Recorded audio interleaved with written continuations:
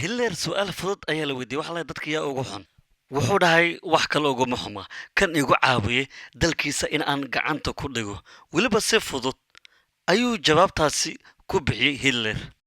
ma jirto sirdoon kuu imaanaya weliba gurigaaga albaabkana si fudud kugu soo gargaraacaya weliba ku dhahaya anagu sirdoon ayaan nahay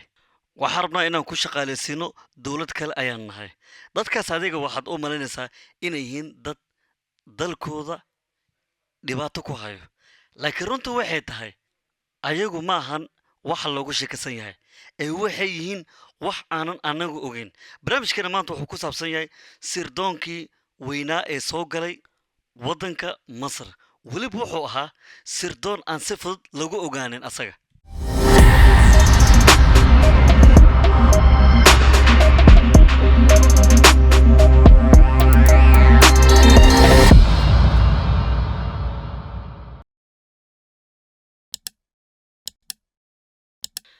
asalaamu calaykum saaxiibayaal soo dhawaada waxaad naga daawanaysaan waa janaalka youtube-ka raadka sirdoonka halkan waxaad kaga boogan doontaan waxyaabo badan oo ku saabsan arrimaha sirdoonka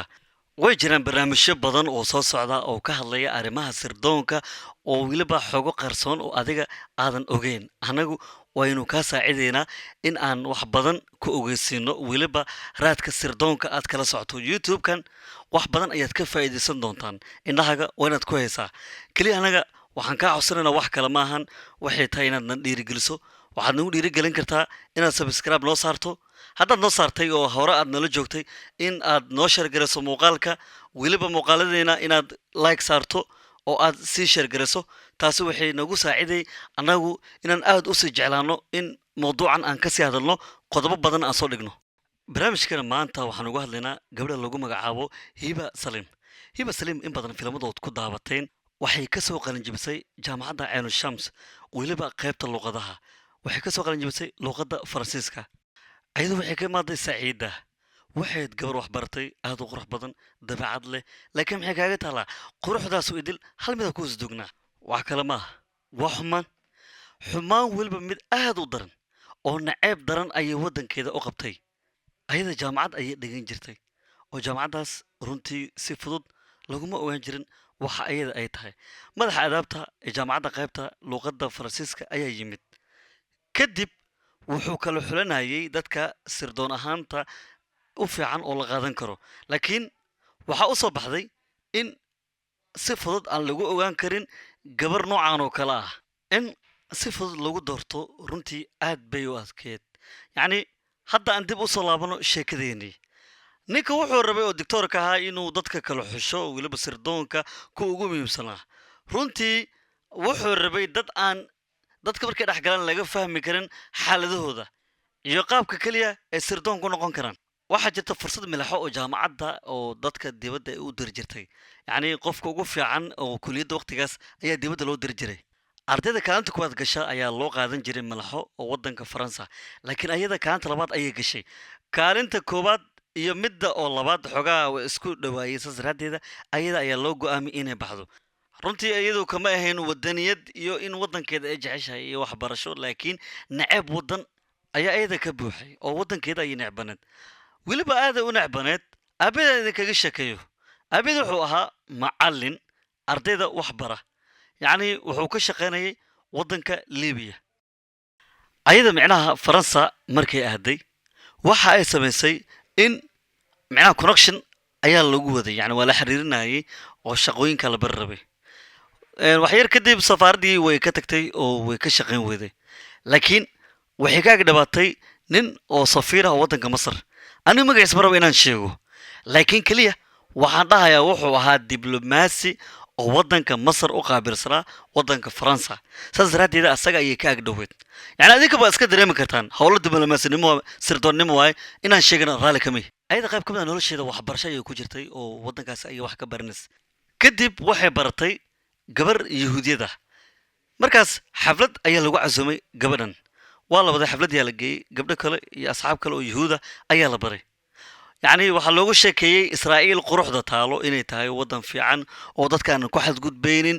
oo caqli ahaan u dhisan aan jeclayn xadgudub waxay dhahday anagu dalkeena israa'iil waa dal fiican laakiin carabta anagu wayna nacban yihiin mana garanayn sababtay noo nacban yihiin saas daraaddeeda anagu waxba ma sameyno oo malaa'iga camal ayaan nahay maskaxdeeda waqtigaas ayaa dhaqool lagu bilaabay macnaha waxaa loogu sheekeeyey israa'iil waddan weyn waaye dhanka cilmiga dhanka tamarta dhanka ciidanka dhanka lacagta intaba awood ayay ku leedahay dhismaha waddankooda u horumariyay saas daraaddeeda yacni taliyaha sirdoonka ayaa waqtigaas ogaaday gabadhan isla markiiba waa la qabtay oo waxaa laga dhigay sirdoon ayadu waa lagu qasbay oo sirdoon ahaan inay noqoto runtii xoog ayaa loo adeegsaday maadaama si xoog badan sirdoonka iyadoo lagu biiriyey ayadoo midaas kamaysan darin oo waxay ku noqotay qof caqli badan dabcan nin oo sargaal ayaa jiray runtii gabadhan aad ayuu u baahnaa oo waa uu jeclaaday faraanta ayuu rabay inuu u geliyo ayadoo waqti ma siin jirin oo inta badan way iska indhirtiri jirtay markii dambe muusaadka israa'iil ayaa gabadhan waxay ku amreen inay baxdo weliba masar inay tagto si ninka sargaalka ahaa ay gacanta ugu soo qabato ayada markaas kadib waddanka masar ayaa loo diray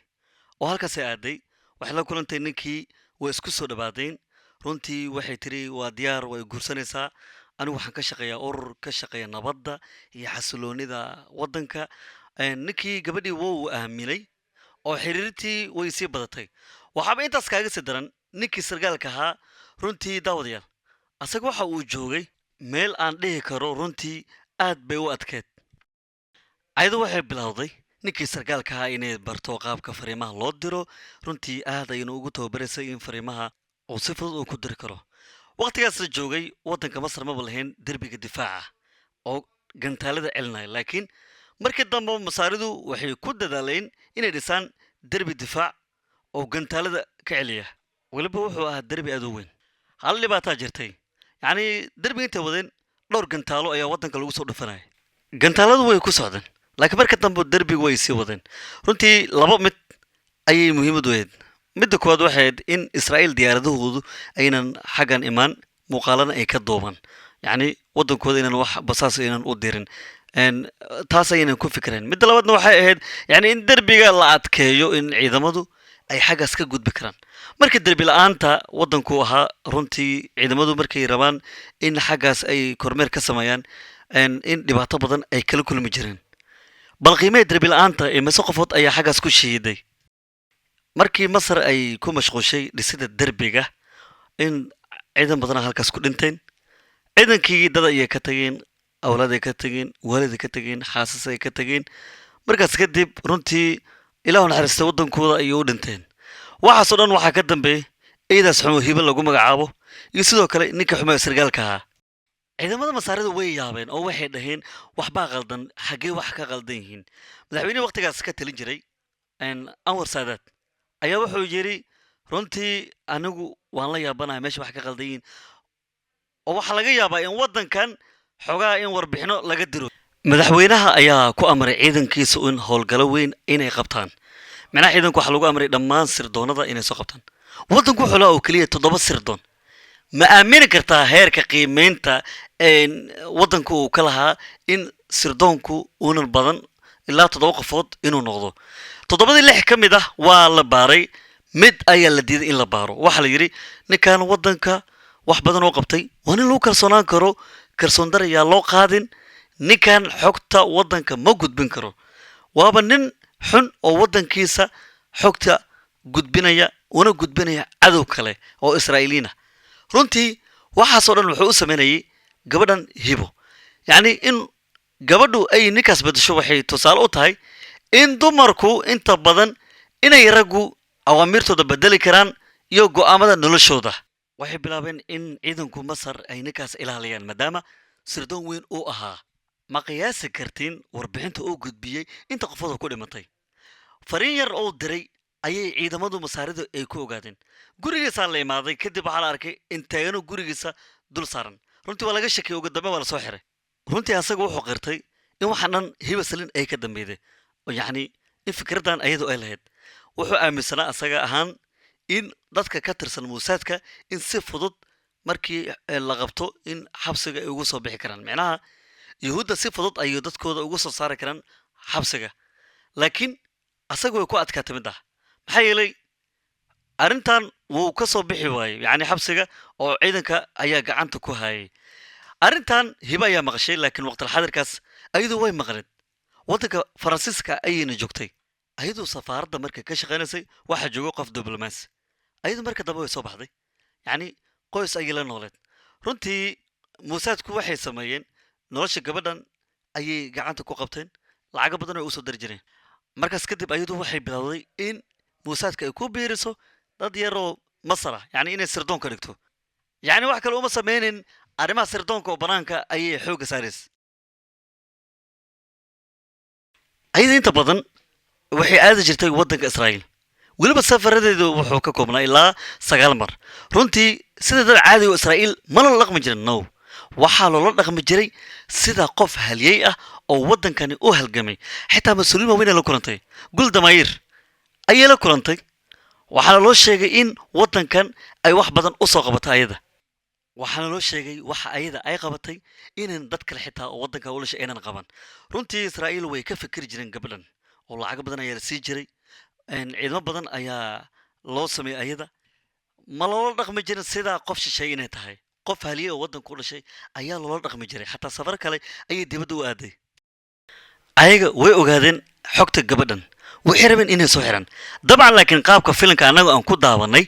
looma soo xirayo nin diblomaasi ah oo masar u dhashay ayaa qof kale u adeegsaday yacni aabbeeda oo ku sugnaa waddanka libiya ayaa waxaa looga dhigay inuu aad u xanuunsanayo qaybta emergencyga isbitaalka inuu ku jiro keliya inuu rabo gabadhiisa hiba in uu la kulmo oo yacni inta uusan dhiman kadib muusaadka arrinta way la socdeen oo way ogaayeen in arrimahaas oo kale aan lagu shirqooli karin marnaba gabadhooda kadib muusaadku waxay sameeyeen dad kale ayay waxay ku sii diyaariyeen isla isbitaalkii muusaadkii waxay sameeyeen waxay baareen yacni xogta isbitaalka iyo dadka listiga ku jira ee bukaanada ahaa yacni waqtigaas libiya iyo waddanka masar sirdoonadooda wada shaqayn fiican ayaa ka dhexeeyay yacni xogtooda si fudud laguma ogaan karin muusaadku way ogaadeen in ninka isbitaalka uu ku jiro laakiin waxay ogaan waayeen asaga inuu xanuunsanay in kale yacni waxaa loogu sheekeeyey in gudaha aan loo geli karin isbitaalka maadaama qofka aad u xanuunsanaa aabii ayaa waxaa loo sheegay yacni waxaa laga dhadhacsiiyey wax kale maayan waxaa la yidhi gabadhaada waddanka oo falastiin ayay jirtaa waxayna u jirtaa in falastiiniyiinta ay xoreyso kadib qolo israa'iil ayaa doonaya inay afduubtaan oo diyaarado wato yacni waxaan rabnaa anaga in aan soo badbaadino keliya waxaan kusoo badbaadin karnaa adiga inaad nagu caawiso aabii waa la qariyey oo meel fog ayaa la geeyey qofka loo adeegsaday oo gabadha la hadlaya yaa waa mataqanin waa diblomaasi masar ah oo weliba faransa ayuu joogay waa la soo waday libiya ayaa la geeyey yacni xogta ayaa loo soo sheegay kadib wuxuu la hadlay hibo wuxuu dhahay haddaad rabto aabbahaaga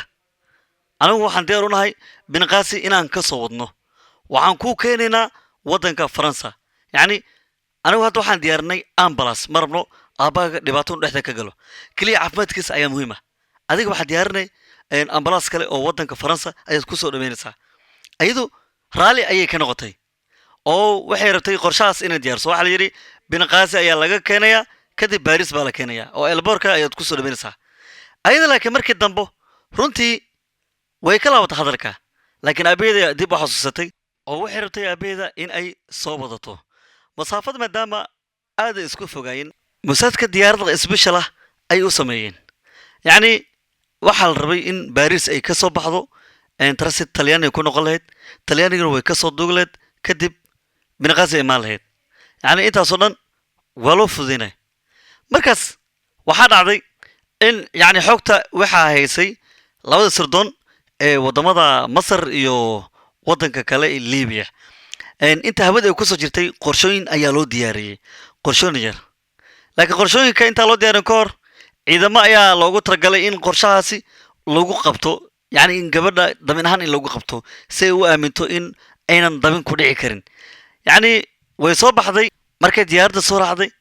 kadib libiya binqaasi markay timid haddana waxay ku laabatay yacni talyaaniga transit ahaan gabadhan suule ayaa gashay oo diyaaradda dhankeeda yacni markay ka soo baxday way qaylis waxay tiri aniga faraanti ayaa iga maqan waa dheeman xaggan kama tagi karo waxaa lagu qasbanaaday in yacni faraantigaas dib loo raadiyo yacni ciidanka ayaa xaggaasi joogay waxay rabtay ciidanka inta isku mashquulsan yihiin inay ka baxsato yacni kadib ayadoo in aabeeda ay wadato yacni waa isha keliya ee ayada ay ku badbaadi karto dabinna aynan si fudud ugu dhici karin ayada yacni sheekadan mar labaad diba ugu laabaninaa yacni marka hore waan isku soo dabaqnay hadda waxaan rabnaa inaan idin caddeeyo wax walbo gabadha waxaa loo diyaariyey waa diyaarad yacni diyaaradda Egypti ayaa iska lahayd masar garoonka iyo diyaaradda online ku ahayd nalalka diyaaradda waa la damiyey dhaqdhaqaaqii isku socodka dadka kulli waa la joojiyey yacni nin ayaa yimid ninkaas wuxuu ka socday libiya wuxuu iska dhigay ambasador wuxuu dhahay igala noqda aniga libiya ayaan ka socdaa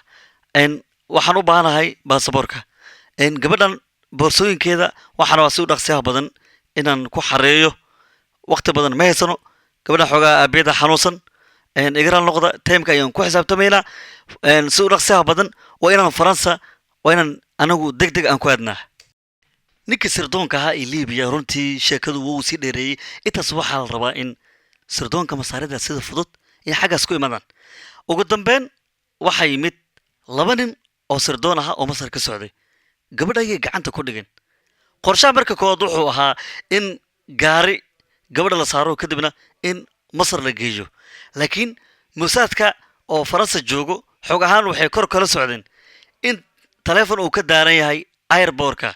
yacni markaas in gaari lagu qaado gabadha way adkeed ugu dambeyn laakiin masar laga dejiyey maadaama sirdoonka masaaridu gacanta ay ku dhigeen ayada way ogeed marka inaynan badbaadin yacni inay dhimanayso oo la dilayo laakiin waxay dhahday hadal cajiib badan yuhuud waxay sameeyeen yacni gabadha ayay maskaxda ka soo dhaqeen gabadha waxay dhahday adinka lagama yaabo inaad ka guulaysataan israa'iil yuhuuddu adinka iyo carabtaba way idinka awood badan tahay ma laga yaabo inaad ka awood badnaataan dagaal badan ayay idinku soo qaadayaan dagaalkaasna dad badan ayaa idinka dhiman doono runtii cajiib ayay noqotay oo gabadhan waxay ku xisaabtamaysay in ugu dambeyn la dili doono ayada laakiin markaas ayada xabsiga loo hayay ayada waxay ku xisaabtamaysay mar walba in la dili doono maadaama xabsi ay ku jirtay madaxweynaha ayaa qof qaraabada gabadhan ka mid a la soo hadlay xataa marwada madaxweynaha ayaa fariin loo soo diray runtii gabadhan xabsiga inay ka soo baxdo kalsooni aad iyo aad u weyn ayay midaas ku qabtay oo nafteeda ayaaba kalsooni ku qabtay ka waran waxay aaminsaneen in yuhuuddu ay xaggan ka saari doonaan yacni xabsiga dadka ayay dhehaysay adinka ha u malaynina aniga in laii dili doono xaggani waan ka baxayaa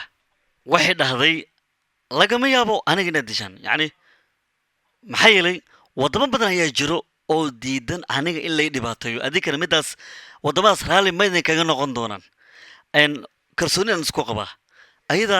yacni xabsiga markaa ku jirta barfoonka isticmaal jirtay qaabka u dhaqmi jirtay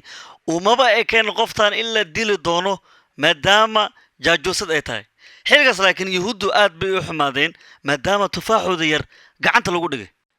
arrimaan xoogaa muddaa ka soo wareegatay kasinger asaga wuxuu ahaa wasiirkii arrimaha dibadda ee waddanka maraykanka madaxweyne saadaad xilligaas iswaan ayuu ku sugnaa wasiirkan oo maraykanka uu soo baxay oo madaxweynaha ayuu la kulmayey waxa uu yidhi madaxweyne guldamiir iyo madaxweynaha maraykanka ayaa bashqad ii soo dhiibay oo waxay dhaheen gabar yar oo lagu magacaabo hibo in waddankaagi inay ku xiran tahay weliba sirdoonka waddankaagi inay gacanta ku hayaan madaxweynaha runtii asaga arrintaas loo ogaa laakiin runtii madaxweynuhu wuxuu ahaa nin aad u caqli badan wuxuu yidhi waa maxay arrintaas sheegaysa goorma ahayd laakiin dhib ma lahan arrintan anigaa soo baarayo muddo kadib aniga warbixin iga suga kadib wuu u soo baxay wuxuuna ku amray in gabadha isla waqtigaa la dilo arrintana si hoose in loo dhammeeyo dilkan cid inaan ogaanin oo weliba dadka xabsi ku jiro dadkii la soo amray ayagu ma rabin gabadha inay ogeysiyaan in gabadha la daldalayo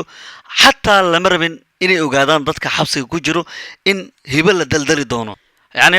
ciidankaas waxay ku xisaabtamayeen cabirka gabadha yacni daldalaada xarigeeda iyo meesha la istaajin doono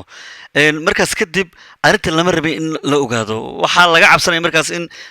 masaajka inay ogaadaan arrintan kadibna in buuq iyo dagaal ay dhaliyaan laakiin si hoose ayaa loo dhammaynayay ugu dambeyn laba nin oo xoogaha sirdoon ayaa gudaha loo soo geliyey waxaana loo sheegay in fariin ay u timid amarna lagu bixiyey in hibo si u dhaqsa badan lagu dilo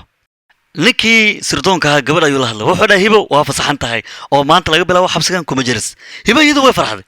dadka xabsiga ku jira waxay dhahday aniga waan ogaa inaan xaggan sii joogi doonin oo israa'iiliinta inay iisoo doodi doonaan laakiin maskiinta iyadu waxba lamaba socoto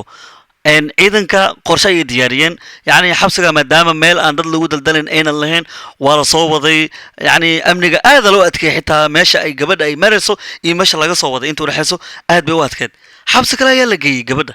ayadu waxay filinaysay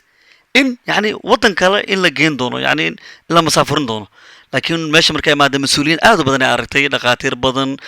taliyaal ciidan runtii iyada way la yaabtay meeshan qaabka dadkay u camiran yihiin ugu dambeyn hibo isla maantaas ayaa iyadu la daldalay madaxweyne saadaad wuxuu la soo xiriiray kasingar wuxuu yidhi adiga arrintan mar hore maxaad igu soo sheegi weyday runtii waan ka xumay hadda gabadhi waa la dilay maxaan ka ogaa arrintan inaad mar hore soo sheegteed laakiin madaxweynaha kas ayuu u sameeyey ilan amarkiisa ayaa gabadha lagu dilay oo muusan rabin arrinta inay sii dheeraato yacni culays badan inuu ku dareemo maadaama gabadhan ay waddankeeda qayaantay lama rabin inay sii noolaato ugu dambeyn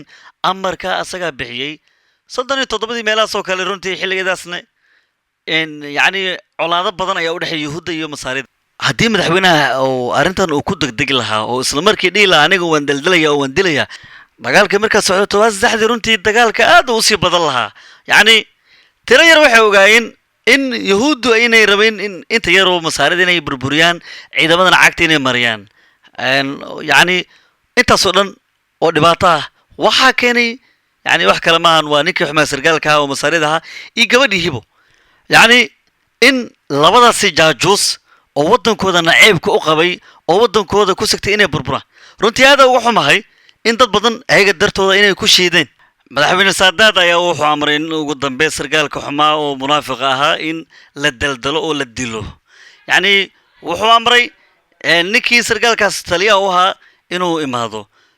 asagana wuu imid oo wuxuu yidhi mudane madaxweynean waxaa rabaa istiqaalada inaad iga qaado madaxweynaha wuxuu yidhi adiga istiqaala ma dhiibi kartid waxaa rabaa sargaalku la dilaya indhahaag inaad ku daabatid ugu dambeyn meelaa la keenay oo sargaalkii waa la soo waday lama daldalinya asaga xabad ayaa lagu dhuftay sargaalkana iyo madaxweyne runtii meeshaas farxad ayay ku dareemeen hadda maadaama teknolojiyadda ay horumartay kuwa sirdoon ayaa ku soo wacaya waxay ku dhahayaan anagu waan ku baahannahay maadaama demi noocaas aa gashay si u dhaqsiha badan meel hebel waa inaad imaadaa yacni warbixintaada text message xitaa waa lagu soo qorayaa ama yacni aaladda social media isticmaashid ayaa lagugu soo qoraya dabcan runtii waa ku mahadsantihiin daawashada muuqaalkani muuqaalkan iyo muuqaalo ka duwan oo ka xiiso badan waan soo wadnaa raadka sirdoonka fadlan taageeradiin ayuu u baahan yahay subscribe noo saara muuqaaladiina noo sharagareeya runtii layga hala saaro waa ku mahadsantihiin inaad nala socotaan assalaamu calaykum mar kale iyo mar kale kulanti wacan